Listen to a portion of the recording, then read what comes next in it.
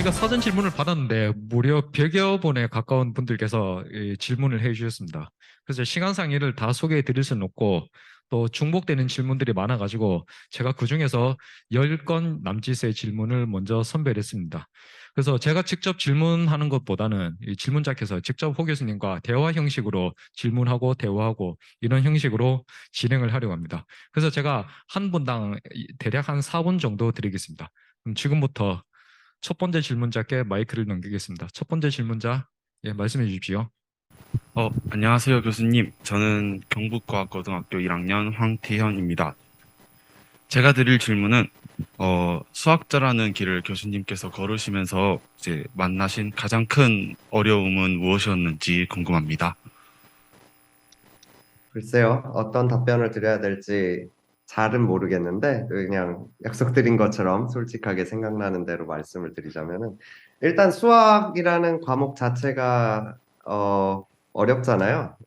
특히나 이거를 직업으로 한다는 사람들은 또 잘해야 된다는 압박감을 받을 수가 있으니까, 더더욱 어려운 면이 있는데, 사실 저의 경우에는 그런 일반적인 거 말고는 그냥 수학이라는 것하고 딱히 관련은 없을 수도 있지만 제 인생을 살면서 미성년자였을 때부터 굉장히 오랫동안 고생했던 거는 이제 심한 정도는 아니지만 아주 약한 정도의 디프레션을 관리하는 게 제 삶의 퀄리티를 유지하는 데 가장 중요한 일이었던 것 같고, 어떤 면에서는 수학을 시작하면서 한 20대 중반부터 제 정신건강 관리하는데 왜 그런지는 모르겠지만 저 아마 수학이랑 저랑 잘 맞아서 그런 거겠죠. 저는 수학을 하는 게 큰 도움이 됐어요. 그리고 아마 학생분이 궁금해 하시기에는 조금 이를 수도 있지만 그 이후에 성인이 되고 특히 20대 후반 30대가 되면서 이제 가장 수학과 병행하게, 수학 때문에 어려웠던 거라고 하기는 힘들지만 수학과 병행하게 조금 벅찼던 거는 이제 육아, 네, 첫째 아이를 기르는데 예상치 못한 여러 가지 이슈들이 있어가지고 공부와 함께 병행하는 게 굉장히 힘들더라고요. 네, 안녕하세요, 교수님. 저는 영일고등학교 1학년 김수연인데요. 제가 여기 오기 전에 교수님이 한 인터뷰들 몇 개 찾아봤는데, 거기서 여백이 있는 삶에 대해서 말씀을 하신 게 와닿아서, 일단 한국에서 학창 생활을 하다 보면 여백을 찾기가 힘든 경우가 많잖아요. 뭐, 내신이라던가, 뭐, 수능 준비라던가 해서. 근데 교수님도 학창 시절을 한국에서 보내셨으니까 이 삶의 여백에 대한 중요성을 생각하시게 된 그런 특별한 계기나 경험이 있는지 궁금했습니다. 네, 학창 시절에는 사실상 선택의 여지가 없는 부분들도 있죠. 일단 굉장히 단기적인 성과를 내야 되는 것들이 다음 달, 그 다음 달, 그 다음 달 이제 말하자면 분기별로 있기 때문에 어, 네, 이것도 사실 굉장히 긴 이야기가 될 수도 있는데 제가 항상 뭐 이제 외국 언론과 인터뷰할 때 하루에 3시간만 공부한다 이렇게 해가지고 조금 화제가 돼서 제 친구들이 저한테 뭐라고 그러더라고요. 마치 너가 평생 동안 하루에 3시간만 공부한 것처럼 이거는 오해를 불러일으키는 그런 종류의 발언이 아니냐. 근데 저도 공부를 많이 하던 시기도 있고 공부를 적게 하던 시기도 있고 근데 뭐 특히 입시를 준비하던 시기에는 물론 3시간 이상을 열심히 수능 문제를 풀면서 지냈던 것 같아요. 그런데 이제 연구자로 막 학생분이 어떠한 진로를 겪을지는 모르겠지만 이제 혹시나 이제 대학에 진학하고 대학원에 진학해서 공부하는 거를 업으로 삼는 연구자의 길을 간다면은 그 너무 많이 공부하지 않는 것도 그 사람의 성향에 따라서 굉장히 중요할 수가 있는 게 특히 수학 같은 굉장히 순수한 분야 같은 경우는 본인 스스로가 그 주제에 대한 흥미를 잃으면 사실상 연구자로서의 생명이 끝나는 거기 때문에 그 본인이 재미와 열정과 흥미를 잃지 않도록 굉장히 잘 관리를 해줘야 돼요.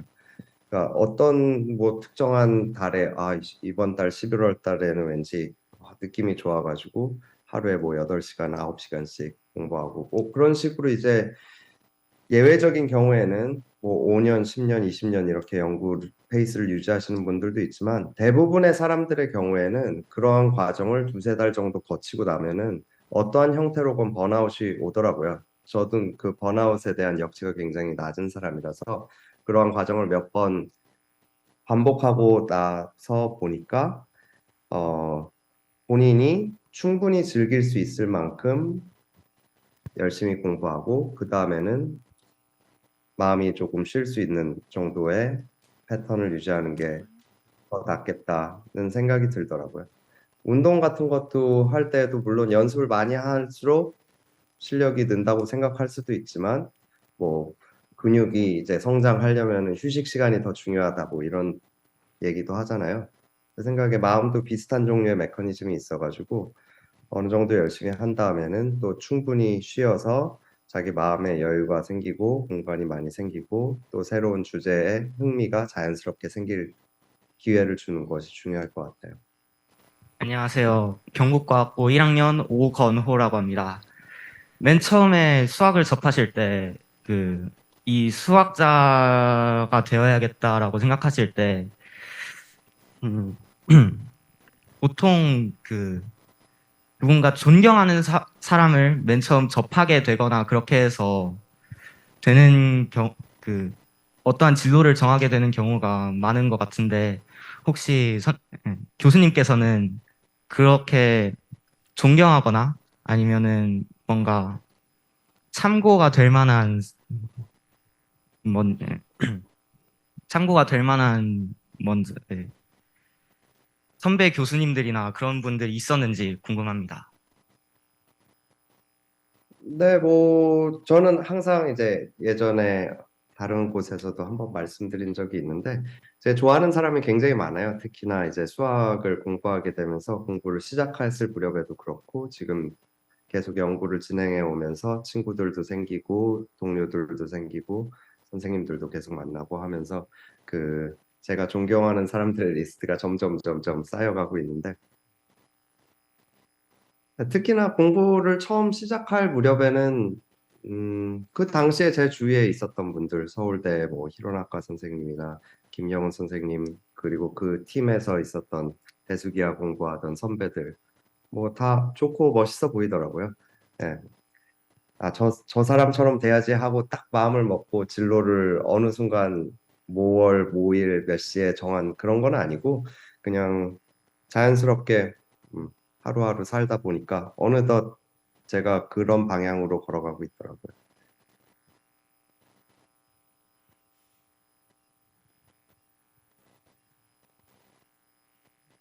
답변이 충분히 되었나요? 네.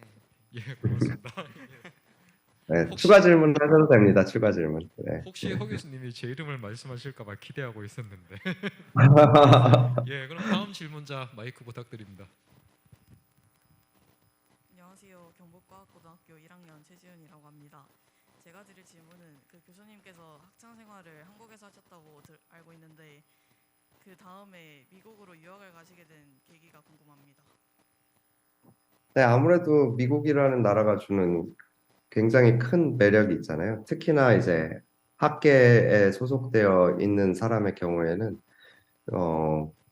이공계 그 중에서도 수학이 가장 심한 것 같기는 하지만 정말 전 세계에 내로나 하는 사람들이 모인다는 것이 있어서 그리고 미국 수학과에서 정말 순수한 미국 사람 찾기가 쉽지 않을 정도로 뭐 유럽, 뭐 아시아, 아메리카, 뭐 북아메리카, 남아메리카 모든 곳에서 다 굉장히 다양한 사람들이 자기 자신만의 특별한 점을 가지고서 모인다는 것이 굉장히 어린 마음에는 그게 지금도 그렇고 그때도 그렇고 굉장히 큰 매력으로 느껴졌어요.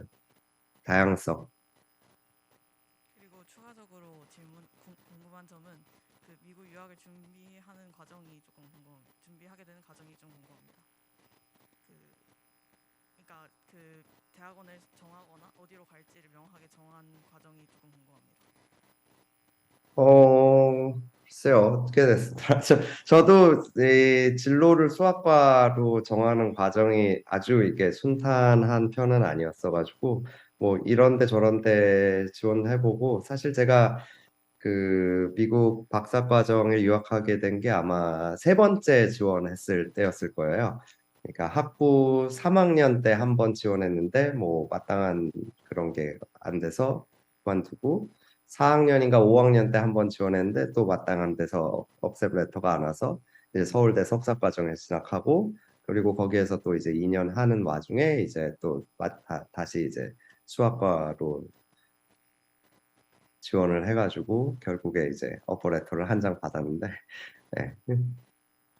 이게 궁금하셨던 내용인지는 모르겠지만 하여튼 우여곡절을 거쳐서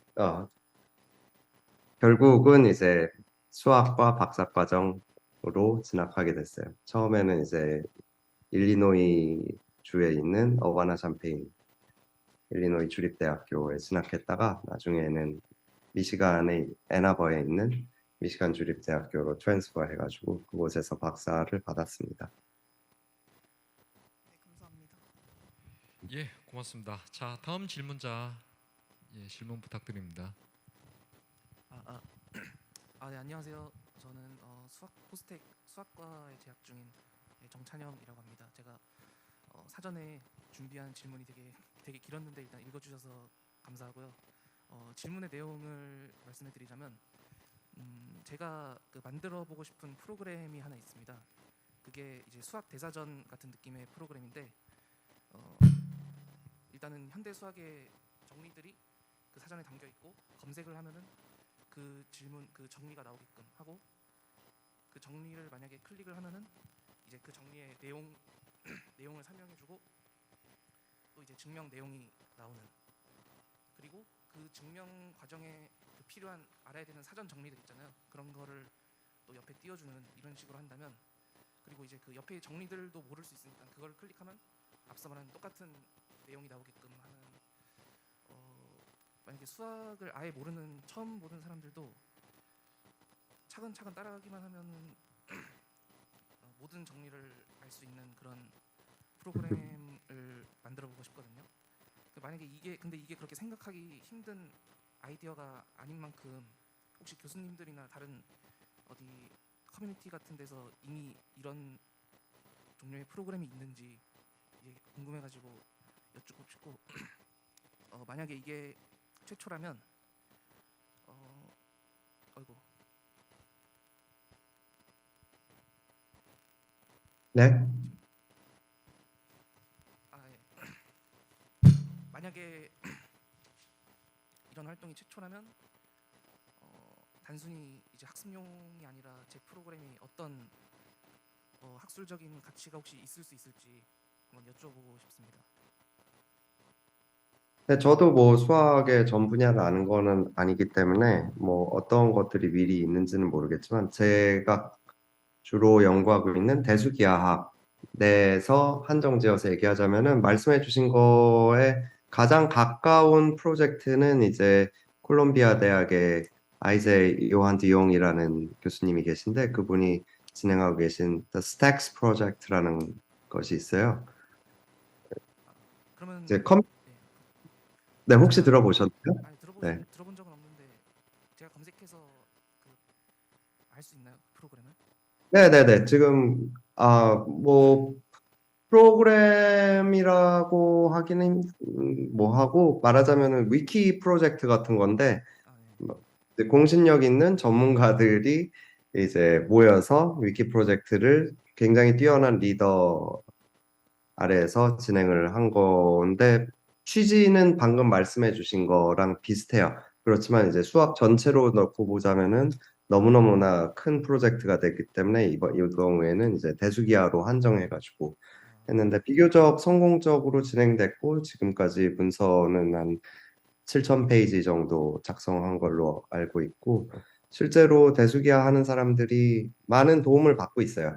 대수기하라는 것에 이제 소위 파운데이션이 너무너무 거대해지면서 대수기하로 밥 벌어먹고 사는 사람들도 이제 어떤 정리가 존재하고 그 정리가 어떤 다른 정리에 의존하고 이런 것들을 특히나 나이 들면서는 전부 다 keep track 하기는 너무너무 힘들기 때문에 이제 스택스 프로젝트가 이거를 스트림라인을 만들어 주겠다는 취지로 한 건데 지금 생각하고 계신 거랑 얼마나 비슷할지는 모르겠지만 그래도 참고가 될 수 있으니까 한번 구글에 이제 The Stacks Project라고 STACKS Project라고 쳐서 한번 구경을 해보시면은 좋을 것 같아요. 아, 스택스 프로그램 검색하면 네, 네, Stacks Project. 스택스 네. 프로젝트. 네, 그리고 또 조금 더 이제 낮은 레벨에서는 이제 그룹 티어리 하는 사람들이 이제 뭐 그룹 프롭스 이제 서브 위키 프로젝트라고 그것도 한 7,000페이지 정도 쓴 것 같은데 이제 그룹 티어리에 한정 지어서 방금 말씀해 주신 거랑 비슷한 종류의 프로젝트를 진행한 적이 있는 걸로 알고 있어요. 하지만 아직 수학 전체를 아우르는 그러한 시도는 없었던 걸로 알고 있습니다. 아, 되게 한 분야만 해도 되게 내용이 엄청 많군요. 네네, 그렇죠. 네. 이렇게 클 줄 네, 몰랐는데. 현대 수학이라는 게 정말 규모가 어마어마하기 때문에. 아, 네, 무엇보다 중요한 거는 그 분야를 실제로 하는 사람들이 사용을 하는 종류의 문서나 프로그램이 되는 것이 중요할 것 같아요. 네, 교수님 안녕하세요. 포스텍 입학팀에서 일하고 있는 정승원이라고 합니다. 저는 입사했을 때 꿈이 교수님처럼 필지상을 수상하거나 아니면 노벨상을 수상할 수 있는 그런 잠재력 있는 학생들을 뽑고 싶다는 생각으로 입사를 하게 되었는데요. 근데 한국 교육의 현실인지 모르겠지만 일하다 보니까 아무래도 취업이 잘 되는 학과나 그런 쪽을 선호하는 학생들이 많이 보이게 됐습니다. 그래서 제가 어떤 능력이나 아니면 역량을 파악한다면 교수님 같은 학생을 뽑을 수 있을 때 도움이 될지 궁금하게 되었고, 제가 교수님에 대해서 조사해 봤을 때 처음에는 물리천문학부로 입학을 하셨던 걸로 알게 되었는데, 어떤 계기를 통해 가지고 수학에 흥미를 갖게 되었는지 궁금하게 되었습니다. 제가 기억력이 나빠서 질문이 두 개였나요? 마지막 부분은 기억이 잘 나는데 그 네. 첫 번째는 이제 제가 포스텍에서 지금도 현재 우수한 학생들이 있지만 그래도 네. 포스텍을 나온 노벨상 수상자나 필즈상이 나타나게 된다면 제가 뽑았다는 데 자부심을 느낄 수 있을까 생각해서 예. 입사를 하게 되었는데 어떤 네. 학생들의 잠재력이나 역량을 확인하면 그런 학생들이 도움이 될지 교수님이 생각하는 학생들은 그런 학생이 어떤지 네. 궁금하여 질문하게 되었습니다. 네, 제가 공부하는 사람들 사이에 오래 있으면서 느낀 바는 이게 뭐 톨스토이였는지 도스토옙스키였는지 잘 기억은 안 나는데 이제 유명한 소설 도입부 문장이랑 비슷한 생각이 들더라고요. 이제 평범한 사람들은 다 비슷한 방식으로 평범한데 비범한 사람들은 다 제각기 다른 방향식으로 비범하기 때문에 우리는 이런 사람을 뽑아야겠다라고 어떤 기준을 세워가지고 그런 종류의 사람들을 고를 수 있는 기가 본질적으로 구조적으로 힘든 면이 있더라고요. 물론 제가 이제 현직에 있는 사람이 아니기 때문에 무책임하게 이제 해결책을 안 내놓으려고 하는 말일 수도 있기는 하지만 참 어떤 사람의 잠재력을 미리 알아낸다는 것은 참 힘든 일인 것 같아요.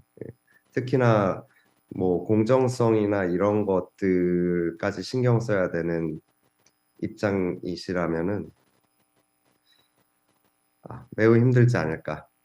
그리고 그런 상황에서 차선책은 어떤 것일지는 좀 전문가가 아니라서 잘 모르겠지만 저는 이제 학부생은 뽑아본 적이 없고 이제 대학원생을 선발하거나 아니면 연구원이나 아니면 동료 교수들을 뽑을 때는 가끔 이제 커미티 일을 하기도 하는데 그 상위 단계부터는 아무래도 이제 추천서에 가장 큰 비중을 두고 사람을 뽑는 것 같아요. 왜냐하면 역시 비범한 사람들은 다 제각기 다른 방식으로 비범하고 그것이 특히나 발현되기 전이라면은 그것을 객관적인 지표로 평가하기보다는 믿을 수 있는 사람의 직관에 의존하는 것이 그동안의 경험으로 미루어 봤을 때 가장 릴라이어블한 방식이라고 생각들을 하기 때문에 포항공대 학부생을 뽑기에는 조금 적용하기가 힘든 방식일 수도 있지만 그냥 어려움이 있다는 거에 저도 크게 공감을 한다는 것 정도만 말씀을 드리고 싶습니다. 그리고 그 물리학을 하다가 이제 수학으로 바꾸게 된 그것도 뭐 짧다면 짧고 길다면 긴 이야기인데 짧은 얘기를 하자면은 아까 첫 번째 학생이 질문하셨던 것처럼 어, 제, 아, 제가 처음에는 이제 물리천문학에 크게 매력을 느끼고 이제 나는 평생 이런 거 공부하면서 살 수 있으면 너무너무 행복하겠다라고 생각하면서 대학에 진학을 했었는데 그러다가 이제 각종 뭐 알 수 없는 이유로 뭐 제가 약간 디프레션에 한 1, 2년 정도 빠져 있다가 학교에서 조금 떠나 있다가 다시 돌아온 시기가 있었는데 그때 뭐 특별히 물리 천문학에 대한 흥미를 잃었던 거는 아니지만 그래도 예전에 이제 하던 거를 한번 깽판을 치고 나가다 돌아오고 나니까 뭔가 좀 새 출발을 하고 싶은 기분이 들어서 그냥 수강 신청을 할 때 조금 취향을 조금 바꿔서 수학과 과목들 위주로 수강 신청을 했고 뭐 그런 별거 아닌 이유에서 뭐 특별히 대단한 장기적인 계획이 있었다거나 그런 하기보다는 그냥 어쩌다 보니까 그렇게 된 것 같아요. 그렇지만 뭐 물론 제가 평소에 수학이라는 과목에 호감이 있었기 때문에 그런 선택을 한 것도 있겠죠. 많은 도움이 된 것 같습니다. 감사합니다. 예, 고맙습니다. 예, 그다음 강태현 박사님 질문 부탁드립니다. 안녕하십니까. 허준희 교수님. 저는 이제 포스텍에서 박사후 연구원 중인 강태현이라고 합니다. 저는 이제 만 32세가 되어가는 이론 물리학자인데요. 사실 아직 제대로 된 저만의 이론을 만들지는 못한 상황인데, 사실 슬슬 이제 나이라는 게 약간 무섭게 다가오더라고요. 이런 상황에서 제가 그리고 또 저와 비슷한 상황에 놓인 이제 많은 학자분들이 가져야 될 마음가짐 뭐 이런 거는 어떤 것일까요? 네, 뭐 공부하는 사람들은 아무래도 좀 스스로를 증명해야 된다라는 생각에 자주 사로잡혀서 스트레스를 받는 경우가 흔하죠. 저도 그 과정을 오랫동안 견뎌왔고, 뭐 정답이 있는 상황은 아니지만, 아니, 정답이 있다면 있고, 우리 모두가 다 정답이 무엇인지도 알고 있는 상황이라고도 할 수 있겠지만, 그러한 생각 자체가 잡념이고 말하자면은 이제 공부에 크게 도움이 되지 않는, 공부뿐만 아니라 어떤 거에도 크게 도움이 되지 않는 생각이기 때문에, 뭐 가능하다면은 최대한 그쪽으로 마음이 가는 거를 방지하고 그냥 자기가 즐겁고 재밌다고 느끼는 공부를 자유롭게 하는 식으로 스스로를 가이드를 해주는 게 좋을 것 같아요. 원론적인 답변이기는 한데 제 생각에는 최대한 뭐 스트레스 받지 않고 즐겁게 유연하게 스탠스를 잡는 게 좋지 않은가 싶어요. 뭐 약간 조금 주제 넘은 말일 수도 있지만, 제가 한국에서 공부하시는 분들의 경우에 이제 조금 더 느낀 건데, 조금 유연함이 떨어진다는 느낌을 받은 적은 조금 있어요. 근데 이제 유연함이라는 게 이제 자기 분야를 나는 이거를 공부하는 사람이야라고 해가지고 자기 분야를 굉장히 견고하게 정의해 버리는 종류의 유연성이 없음도 있을 수 있고 아니면은 나는 무조건 이제 아카데미아에 있어야 돼. 나는 인더스트리는 보지 않아. 이런 종류의 고집도 많이 본 것 같고 이제 스스로가 제 생각에는 이제 스트레스 받지 않으려면은 최대한 유연하게 그때그때 자신이 한순간 한순간 재미있는 것을 충실하게 공부해낸다는 느낌으로 스스로에게 자유도를 많이 주고 공부하시는 조금 낫지 않을까 그런 생각이 듭니다. 예, 제가 일해왔던 분야에서 주변에서는 사실 좀 완전 동떨어진 결과를 하나 얻어내가지고요. 이게 주변에 발표에도 약간 이제 이해도 못하실 분들은 관심도 없으신 상황인데 이런 상황에서 좀 다른 이제 잘 일하고 계시는 좀 다른 대가분들께 프리프린트 같은 거 보내드려서 평가해달라고 부탁하는 행위에 대해서 좀 어떻게 생각하시는지. 네, 아주 좋은 일인 것 같아요. 네. 그렇게 해도 다들 별로 여의치 않아 하시는, 괜찮아 하시는 그런 건가요? 이게 뭐 그분들이 뭐 바빠서 안 읽으면은 뭐 손해 볼 거 없잖아요. 예, 그렇죠. 감사합니다. 아직 시간이 남아 있으면 딱 하나만 더 여쭤볼게요. 네네. 제가 사실 이제 뭐만 해내면은 이제 좀 마음 편하게 이제 연구 생활을 할 수 있겠지라는 생각으로 계속 일하고 있는데, 사실 보통 필즈상이나 노벨상까지 받으신 분들은 다른 분들이 보시기엔 이제 뭔가 진짜 다 해냈다 이런 느낌이신데, 그래도 그 이후에 뭔가 힘든 일은 있으실 것 같거든요. 그런 게 뭔지 하나 좀 여쭤봐도 될지. 예. 이게 참 어떻게 얼핏 들으면은 굉장히 우울한 얘기처럼 들릴 수도 있는데, 제 생각에는 궁극적으로는 도움이 되는 인사이트일 것 같아요. 필드상 받는다고 뭐 스트레스 전혀 덜 받거나 그런 거 없어요. 똑같이 똑같이 우울하고 뭐 필드상까지는 가지 않더라도 실제로 많이 연구된 결과에 의하면은 사람들이 이제 테뉴어 종신 교수직을 제안받고 난 이후에 포스트 테뉴어 디프레션이라고 그래가지고 굉장히 우울증에 많이 빠져요. 예컨대 이제 포닥 같은 거 할 때는 나는 테뉴어만 받으면은 뭐 어떻게 살아야지, 뭐 더 자유롭게 연구해야지, 아니면 나는 공부 안 하고 뭐 잘 열심히 인생을 즐겨야지, 뭐 이런 각종 계획이 있고 테뉴어만 받으면은 크게 행복할 것 같잖아요. 그렇지만 실제로 이제 임상하시는 분들이 이제 관심을 가질 정도로 이제 포스테뉴어 디프레션이라는 것이 굉장히 흔한 일이기 때문에 어 지금 생각하시는 거랑은 다를 수도 있어요. 근데 제가 왜 이게 아는 게 더 사실은 그렇게 나쁜 일은 아닐 거라고도 생각하시는 게, 그 삶이라는 것이 뭐 이것도 굉장히 많이 얘기돼서 클리셰이긴 하지만 어떤 종착지로 가는 것이 아니라 그냥 그 과정을 즐기는 게 중요하잖아요. 뭐 대학원생이면 대학원생대로, 포닥은 포닥, 뭐 조교수, 뭐 부교수, 정교수, 그 순간순간에 자기 역할에 충실하게 사는 게 가장 행복에 가까워지는 길인 것 같더라고요. 정말 감사합니다. 네. 예, 고맙습니다. 자, 다음 질문자 부탁드립니다.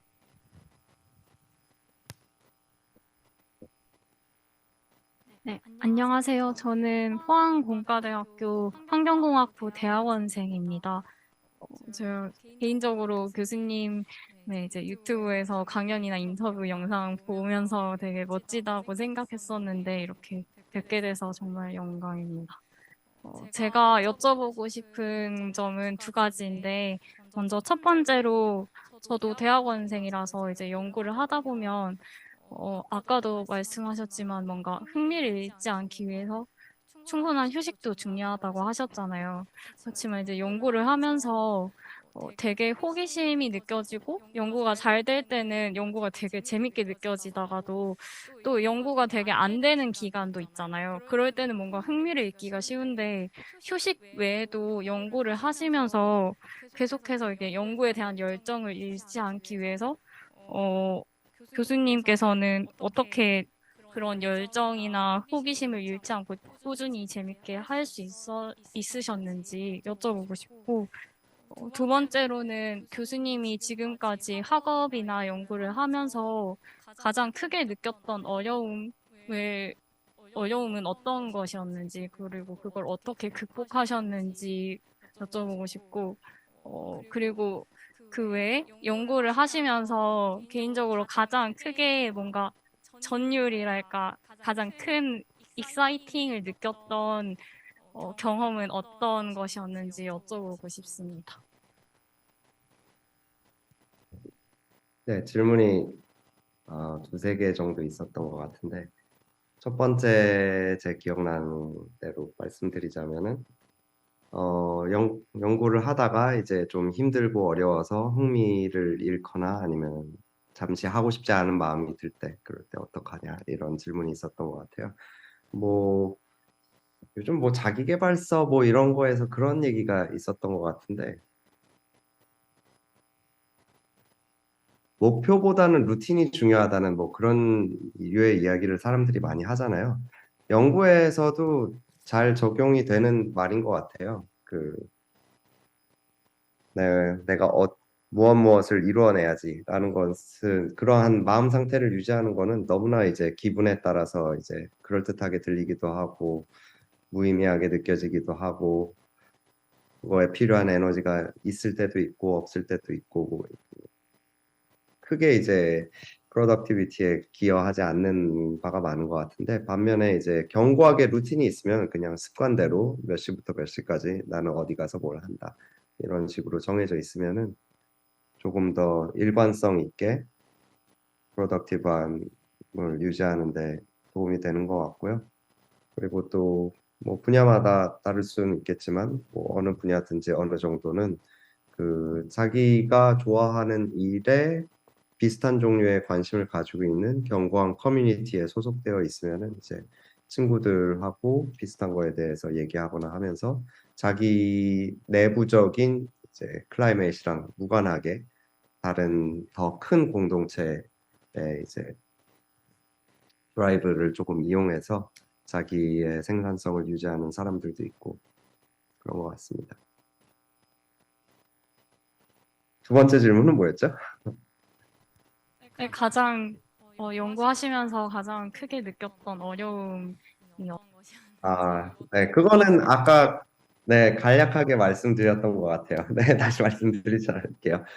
네, 세 번째는 이제 연구하면서 그 가장 신났을 때를 여쭤보셨던 것 같은데 아무래도 사람이 이제 어떤 종류의 기쁨이나 행복이나 이제 금방 익숙해지기 때문에 처음이 가장 강렬하게 기억되는 것 같아요. 저 수학 공부하면서도 첫 논문을 썼을 때 그때의 희열이 제일 컸던 것 같아요. 왜냐하면 그전에는 뭐 나라는 사람이 논문이라는 거를 써서 뭐 출판이라는 걸 할 수가 있나?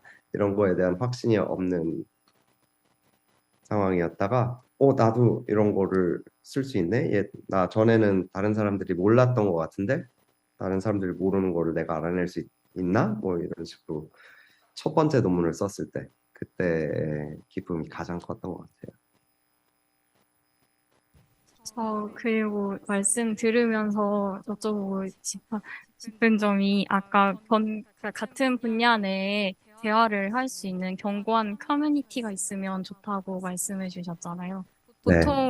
보통의 대학원생의 경우는 그런 커뮤니티가 사실 뭐 학회 외에서는 같은 연구실 내 학생들로 너무 한정적이거든요. 네, 네. 교수님께서는 연구실 내 구성원 말고도 그런 커뮤니티를 가지고 계셨는지 여쭤보고 싶습니다. 네, 그래도 수학과 같은 경우는 대학원생 때부터 다양한 학회에 참여할 수 있는 기회들이 있어서 이 자기 학교 구성원뿐만 아니라 그 밖에 이제 학외에서 자기랑 비슷한 분야 연구를 하는 꼭 자기 또래는 아니더라도 자기 대학원생이면 자기보다 시니어들도 많이 있겠죠. 그런 사람들이랑 정기적으로 만날 수 있는 기회가 있어요. 본인이 적극적으로 참여하기만 한다면. 저는 그런 곳에서 친구들도 많이 사귀고 선생님들도 많이 만나고 해서 큰 도움을 받았어요. 예, 고맙습니다. 네, 자, 다음 질문자. 예. 네, 안녕하세요. 저는 포스텍에서 저도 부족하게나마 대수기하를 공부하고 있는 대학원생 정다솔이라고 하는데요. 반갑습니다. 네, 사실 이게 전전분 질문에 따르면 좀 유연성이 부족한 질문이라고 할 수도 있는데, 네, 교수님께서 사과받으셨던 뭐 서울대 김영훈 교수님이나 히로나카 교수님이나 아니면은 박사 받으셨던 무스타타 교수님 같은 경우도 다 대수기하 순수 대수기하 쪽 하시는 것 같은데 어쩌다가 그 조합론 쪽에 그런 걸 응용하게 되셨는지 궁금해서 이렇게 질문을 드리게 됐습니다. 네, 세 분 다 제가 연구하는 수학이랑은 그렇게 가깝지는 않죠. 네, 제가 조합론 쪽으로 가게 된 거는 이것도 순수하게 우연인데 이제 제가 유학을 처음 나간 곳이 그 일리노이 어바나 샴페인 대학교라는 곳이에요. 그곳에는 이제 그 전에 이제 김영훈 히로나카 선생님한테 대수기하를 조금 배우고 나가서 나는 대수기하라는 거를 공부하는 사람인가 보다라는 아이덴티티를 가지고 나갔는데 막상 그 가보니까 저 같은 경우에는 선택의 여지가 없었어요. 거기에만 딱 붙었기 때문에 오라는 곳에 갔는데 막상 가보니까 이제 정통 대수기하라는 거를 하는 분이 교수님이 안 계시더라고요. 그래서 이제 뭐 하지 하다가 대수기하 중에서도 조금 조합론이랑 섞어서 좀 하시는 할쉔크라는 분이 그 토릭 지오메트리 교과서 나중에 쓰신 그때 쓰고 계셨는데 그분이 계셔가지고 일단 이분이 그래도 제일 비슷한 것 같으니까 이분이랑 리딩 코스 하면서 앞으로 무슨 공부할지 생각해보자 하면서 뭐 토릭 지오메트리 같은 것도 좀 배우고 그게 첫 번째 우연이었고 두 번째 우연은 이제 마침 이제 그 당시 그때 저랑 동기로 입학한 대학원생들 중에 이제 한국 분들이 몇 분 계셨었는데 그 중에 한 분이 이제 김재훈 카이스트 교수라고 저랑 2009년에 거기 대학원 1학년생으로 만났는데 김재훈 교수는 그 당시 이미 조합론을 조금 알고 온 사람이고 이제 나는 조합론을 해야겠다 해가지고 거기에 있는 조합론 교수님들하고 많이 이야기를 하더라고요. 그 친구네 집에서 이제 매일같이 저녁 먹고 밤에 놀고 하면서 이제 조합론에 대해서 이제 어깨너머로 배우고 조합론 하는 사람들은 어떤 걸 재밌어하고 궁금해하는구나 이런 것도 좀 알게 되면서 자연스럽게 조합론 쪽으로 점점 끌려갔던 것 같아요. 자, 다음 질문자 부탁드립니다. 안녕하세요. 저는 포스텍 1학년에 재학 중인 박기현입니다. 저도 오늘 제가 쓴 질문을 다시 읽어봤는데 이제 좀 시험 기간일 때 쓴 질문이라 조금 투덜대는 뉘앙스가 있지만 좀 질문을 한번 해보자면 허준희 교수님도 한국에서의 학창 생활을 보내셨는데 제가 대학에 와서 느낀 점 중 하나는 고등학교 때까지 해오던 공부가 대학 공부와 사뭇 다르다는 것을 느낄 때가 많았다는 점입니다. 이런 점은 좀 특히 수학 분야에서 느낀 적이 많았는데 교수님은 수학 이해의 과목 혹은 수학 분야에서 흥미가 없었거나 좀 막막함을 느낀 경험이 있다면 어떻게 해결해 나갔는지 만약 교수님의 경험담이 있다면 간단하게 같이 한번 들어보고 싶습니다.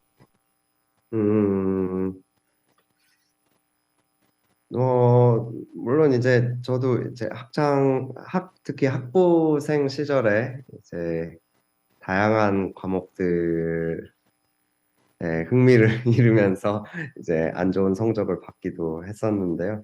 그래서 제가 뭐 그러한 어려움은 충분히 잘 알고 있지만 이제 흥미가 없어졌던 과목인데 공부는 해야 될 때 혹은 잘 해야 되는 특별한 이유가 있을 때 그러한 경우에 어려움을 느낀다는 점은 깊이 공감하지만 제가 그런 것을 현명하게 잘 극복해냈는지는 잘 모르겠어서 네, 저는 뭐 그냥 깽판 쳤습니다. 네, 딱히 드릴 만한 말씀은 없는 것 같은데 그래도 뭐 좋은 날에는 다 이제 사람들이 재밌어서 공부하기 시작한 거고 의미가 있고 유용성이 있기 때문에 공부를 시작한 것들이니까 이제 본인의 이제 작은 마음에서 벗어나서 이제 유연성 있게 바라보면은 그 모든 과목에서 어떤 과목에서든지 매력을 찾을 수 있지 않을까라는 원론적인 말씀만 드릴게요. 감사합니다. 네, 고맙습니다. 다음 질문자 부탁합니다. 네. 네, 안녕하세요. 저는 포스텍 수학과에서 대학원에 재학 중인 신효민이라고 합니다. 제가 질문하고 싶은 거는 교수님께서 말씀하신 대로 유연성이 중요하다고 하셨잖아요. 뭐 연구를 하다가 뭐 다른 곳에 흥미가 생기면은 흥미가 다른 곳으로 넘어가기도 하고 이렇게 되는데 제가 생각하기에는 흥미가 다른 곳으로 넘어간다고 해서 이전에 하던 거를 아예 제쳐두고 아예 접어두고 다른 곳으로 옮겨간다고 생각하지 않거든요. 근데 그렇게 포닥이나 교수님까지 이제 가시다 보면은 여러 가지 흥미 분야들이 이렇게 남아 계실 텐데 그런 연구 과제들을 이제 어떤 식으로 관리를 하시는지 제가 궁금합니다. 네, 말씀해 주신 게 가장 이제 현명한 관리 방법인 것 같아요. 이제 분야의 흥미가 바뀌었다고 해서 분야를 완전히 바꿔버리는 건 말하자면 굉장히 큰 리스크 테이킹을 하는 거기 때문에 잘 되면 좋지만 잘 안 될 가능성도 충분히 있고요.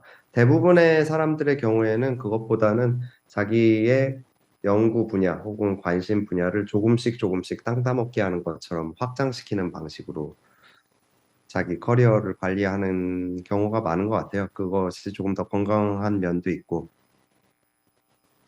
이제 특히나 이제 처음 연구를 시작할 때는 일단 어떤 분야를 연구한다는 게 중요하다기보다는 내가 무언가를 연구해서 새로운 것을 만들어내거나 밝혀낼 수 있다. 이것을 스스로와 확인하는 작업이 더 중요하기 때문에 어디에서건 조그맣게 시작을 하는 게 중요한 것 같고요. 그 다음에 이제 포닥을 거치고 무슨 조교수, 교수 거치면서 조금씩 이제 자기 역량에 자신감이 붙고 이제 커리어도 어느 정도 안정이 되면서 조금씩 더 큰 리스크를 감당해낼 수 있을 때 조금씩 더 멀리 떨어진 곳으로 자기의 이제 영역을 확대해 나가는 식으로 공부를 해 나가는 게 가장 일반적인 방식인 것 같아요. 네, 알겠습니다. 감사합니다. 예, 다음 질문자 부탁합니다. 네, 안녕하세요. 저는 포스텍 수학과에 있다가 인공지능 대학원 박사과정 중인 염시진이라고 합니다. 네, 제가 드리고 싶은 질문은 수학은 그 아름다움에 있어서 예술적 가치가 있다고 생각합니다. 그림이 화가만의 전유물이 아닌데 수학은 수학자들만이 향유하고 있는 것 같습니다. 수학이 꼭 인기 메뉴일 필요는 없겠지만 그 재미와 아름다움에 비해 그것을 맛보는 사람이 너무 적다고 생각합니다. 이에 대해 교수님은 어떻게 생각하시는지 궁금합니다. 네, 그게 참 수학자들의 큰 딜레마죠. 자신이 뭐 어떠한 일을 하고 있는지 말하자면 자신의 부모님이나 가장 친한 친구와 온전하게 소통하기가 너무 힘들다. 네, 제가 뭐 이런 굉장히 어려운 질문에 대한 답을 가지고 있는 사람은 아니고요. 그냥 가장 상식적으로 답변을 해드리자면은 시간이 해결해 주지 않을까 싶어요. 뭐 시간이 1년, 2년, 10년이 아니라 100년, 200년, 500년이 지나면은 사람들의 상식이라는 것이 우리 문명이 그때까지 건강하게 잘 지속되고 있다면 우리가 지금 생각하는 것보다 훨씬 더 높은 수준에 있을 수 있기 때문에 혹시 시간을 거꾸로 뒤돌아가서 생각을 해보면은 뭐 3, 400년 전 사람들이 지금 현재 이제 교육받은 일반인들이 예컨대 조건부 확률 같은 것을 상식적인 수준에서 무리 없이 이해한다는 걸 알면은 꽤 놀랄 것 같거든요, 제 생각에는. 그것처럼 이제 3, 400년 후에는 이제 우리가 지금 굉장히 고등한 수학적 개념이라고 생각하는 것들을 일반 사람들이 어느 정도 같이 향유할 수 있는 문화가 될 수도 있지 않을까 공상을 해보고요. 그냥 좀 더 현실적인 단계에서는 지금 수학의 대중화를 위해서 그래도 다양한 사람들이 많은 노력을 기울이고 있어요. 최근에 상당히 고무적인 케이스는 이제 미국에서 사이먼스 파운데이션이라는 곳이 시작한 이제 환타 매거진이라는 곳인데 이제 수학 과학 전문 말하자면 매거진 신문 잡지사 같은 곳인데 나름 이제 독자층을 꽤 두텁게 확보해서 양질의 기사들을 이제 많은 사람들이 최대한 이해할 수 있게 공유하는 것이 가능하다는 것을 어느 정도 입증해주는 사례로 사람들이 생각하고 있고요. 조금 더 대중적인 수준에서는 이제 유튜브 같은 데서 넘버 파일이라든지 큰 이제 구독자를 보유한 수학 전문 유튜브 채널들이 이런 것도 가능하다는 정도의 시도는 잘 보여주고 있는 것 같습니다. 둘 다 이제 영어권 문화에서 일어난 일인데 비슷한 종류의 혁신이 한국에서도 일어나면은 멋질 것 같아요. 네, 감사합니다. 예, 고맙습니다. 자, 이제 한 분 정도 제가 현장에서 즉석 질문을 받도록 해보겠습니다. 혹시 호준희 교수님과 반드시 내가 이 질문은 꼭 하고 싶다 하시는 분 손 들어 주십시오. 혹시 있습니까? 예, 가장 먼저 손 드신 저기 뒤에 흰 옷 입으신 분 부탁합니다. 네, 안녕하세요, 허준희 교수님. 저는 포항공대 수학과 대학원생 김진영이라고 합니다. 저는 지금 어플라이하는 이제 수리생물학을 연구하고 있는데 이제 제가 이제 연구를 하면서 좀 많이 느꼈던 거는 그 이제 저는 이제 스톡 프로바빌리티 쪽인 관점으로 이제 이것을 이제 많이 해석하려고 노력을 하고 있는데 결국 어느 순간이 오면 이제 어널리시스라든지 알제브라든지 그런 것들이 많이 다 섞여서 이제 공통적으로 연관성을 갖겠다라는 거에 대한 이제 그런 부분을 이제 저는 찾고 싶어 하는데 혹시 물론 교수님이 연구하시는 이제 순수 수학인 부분에서 어떤 다른 분야와의 있던 어떤 연관성이 있을 수 있겠다라는 그런 부분을 혹시 느끼셨던 적이 있는지 이제 많이 궁금합니다. 혹시나 이제 제가 이제 그런 연결성을 찾지 못하는 걸 수도 있는데 혹시나 교수님은 이제 연구를 하시면서 그런 부분에 이제 연관성이 있겠다라는 걸 좀 느끼신 적이 있는지. 네. 네, 어떻게 보자면 저는 완전히 그걸로 밥 벌어먹고 사는 사람이라서 뭐 말씀드리자면 끝도 없이 말씀드릴 수 있는데 저는 주로 이제 논문을 쓴다고 할 때 이제 대수기하학이라는 분야와 조합론이라는 분야 사이를 왔다 갔다 하면서 서로 분야에 어떻게 더 새로운 질문들과 답들을 줄 수 있는지 그런 종류의 논문들을 많이 쓰거든요. 근데 그게 뭐 제가 굉장히 특별한 종류의 작업을 하는 사람은 아니고 순수 수학의 경우에 최근 뭐 10년, 20년 사이에 큰 트렌드인 것 같아요. 꼭 대수기하와 조합론 사이가 아니더라도 뭐 표현론하고 기하학이라든지 뭐 서로 다른 것이라고 여겨졌던 순수수학의 두 갈래를 엮어서 새로운 결과를 내는 종류의 사람들이 요즘 굉장히 많아요.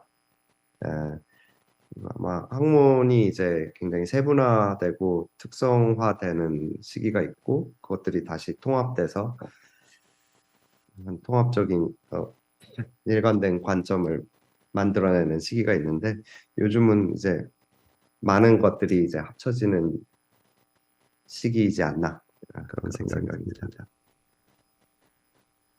네, 감사합니다. 예, 제가 사실 질문 드리고 싶었던 게 하나 있는데요. 방금 허 교수님 대답하시는 부분과 굉장히 관련이 있어서 제가 질문을 하나 드리도록 하겠습니다. 이게 필즈 메달을 받는다는 건 교수님의 업적에 대한 평가뿐만 아니라 향후 수학계가 나아가야 할 방향 또는 주제에 대해서 우리가 이런 방향성을 제시한다라고 볼 수가 있는데 교수님이 보시기에는 앞으로 수학계에서 어느 분야 또는 어느 주제 또는 어떤 방향성을 가지고 우리가 학문을 임해야 하는지 혹시 생각이 있으시면 부탁드립니다. 뭐 저도 잘 모르지만 그냥 찍어보자면은 저는 제가 하는 종류의 작업이 굉장히 매력적으로 느껴져서 계속 해왔던 사람이기 때문에 제 생각에는 이제 그 어떤 한 분야를 굉장히 깊게 파고드는 거는 이제 각각의 분야들이 너무너무나 깊어지고 어려워졌기 때문에 그 하나의 분야 내에서 그 언어 체계 하에서 더 깊이 들어가는 거는 어느 정도 굉장히 영웅적인 사람들이 나오지 않는 한 힘든 부분이 있을 것 같고요. 대신에 이제 우리 세대가 이제 잘하는 거, 이제 다양한 분야의 언어들을 빠르게 습득해가지고 뭐 이건데 다양한 소스를 이용해가지고 여러 가지 언어를 자유롭게 구사하면서 서로 간에 그동안 소통이 안 돼서 진전이 없었던 종류의 문제들에 대해서 융합을 통해서 새로운 발전을 이루어내는 것 그런 것들이 이제 말하자면 로우 행잉 프루트가 아닌가 싶어요. 쉽게 이뤄낼 수 있는 종류의 진보. 그래서 앞으로 한동안은 그런 종류의 트렌드가 많이 유지되지 않을까 싶습니다. 예, 알겠습니다. 고맙습니다. 자, 총중으로부터 제가 받은 질문이 마지막 질문으로 하겠습니다. 자, 이 질문은 수학을 전공하면 안 되는 사람은 어떤 사람인가요? 라는 질문이 있었습니다. 혹시 어떻게 생각하십니까? 수학 전공하면 안 되는 사람? 일단 여러분 수학 전공해도 돼요. 수학 전공해도 됩니다. 왜냐하면은 수학을 전공한다고 돼가지고 이제 평생 동안 수학만 하는 수학자가 되는 게 아니라 최근에는 굉장히 다양한 종류의 진로가 가능해졌기 때문에 유연성만 유지하신다면은 수학을 어떤 종류의 성향을 가진 사람이건 이제 수학을 전공하는 것도 제 생각에는 좋은 선택일 것 같아요.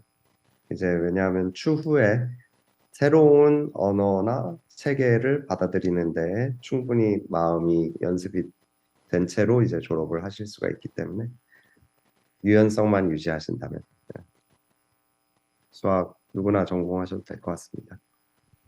예, 고맙습니다. 자, 그럼 질문과 대답 시간은 이제 여기서 마무리하는 걸로 하겠습니다. 교수님, 고맙습니다. 이렇게 솔직하게 얘기도 말씀도 많이 해주시고, 예, 저희 여기 포스텍 구성원뿐만 아니라 포항 지역 고등학생들에게도 굉장히 좋은 기회가 됐을 거라고 제가 확신합니다. 그래서 마지막으로 이제 맺은 말 부탁드리겠습니다. 네, 오늘 시간 내주셔서 와주셔서 감사하고, 오늘 제가 인퍼슨으로 직접 참여할 수 있었으면 더 좋았을 것 같은데, 여러 일정상 그러지 못해서 죄송스러운 마음이 조금 있고요. 제 생각에 뭐 느끼셨겠지만, 제가 특별히 굉장히 인사이트풀한 말씀을 드린 것 같지는 않은데, 그래도 저는 여러분이 그냥 선배가 하는 말 듣는 것처럼 뭐 무슨 상 받았다던 사람도 뭐 생각하는 거는 비슷하구나 정도만 느끼시고 갔어도 제 생각에는 큰 도움이었을 거라고 생각하고 싶네요. 네, 오늘 유용한 시간이었으면 좋겠습니다. 감사합니다. 예, 고맙습니다.